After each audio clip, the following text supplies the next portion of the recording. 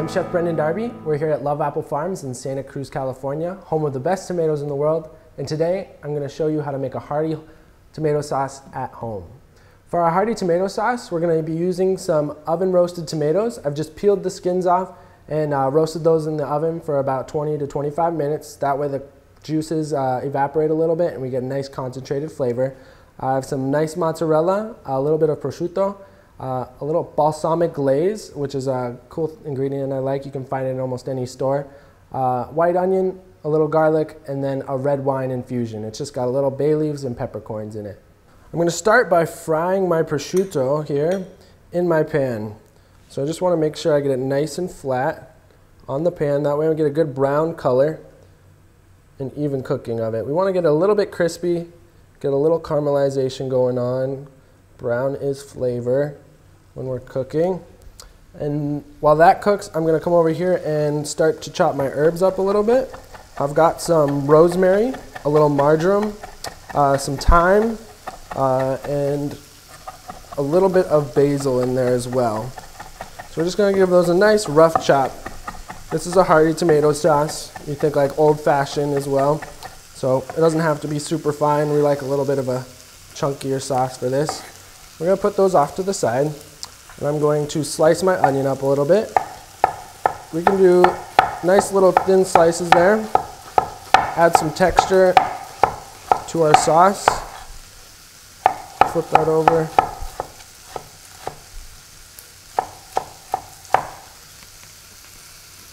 Set those aside. I'm just going to check on my prosciutto real quick. We want to see if we're getting any color on a little side. We're getting a little brown. That's what we're looking for. Just a light brown on one side, on both sides. And once that gets a little bit of brown, I'm going to add my onions and let those sweat in this pan over here.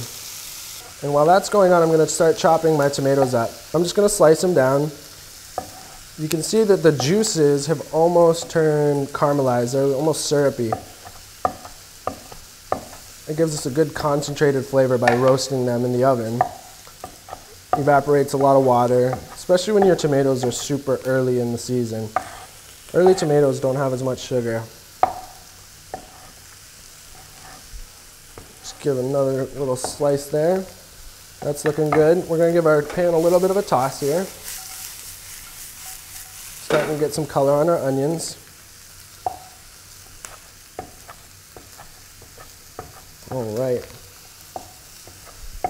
Don't be worried if the pan smokes just a little bit. That's totally fine.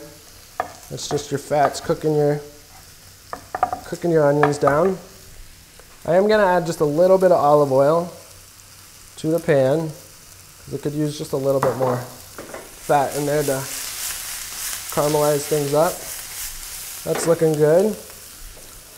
And while that's going, I'm just going to add my garlic. I want to add my garlic right at the end. I don't want it to burn. That's one thing a lot of people do is they burn their garlic and then you get almost like a bitter flavor in your dish there. That's looking good. Now I'm going to pick up all the little brown bits that are stuck to the bottom of the pan with a little bit of my red wine.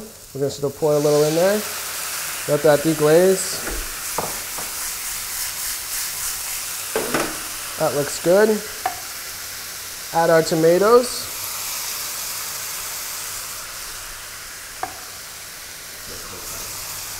Let that cook down. I'm going to turn the heat down just a little bit. I'm going to finish my sauce with a little bit of herbs here and a little balsamic glaze. The balsamic glaze is super sweet and it's also got a little tartness. So it gets rid of that sharp tang on our tomatoes and adds a really deep, rich, hearty flavor to our sauce there. Give it another little toss there.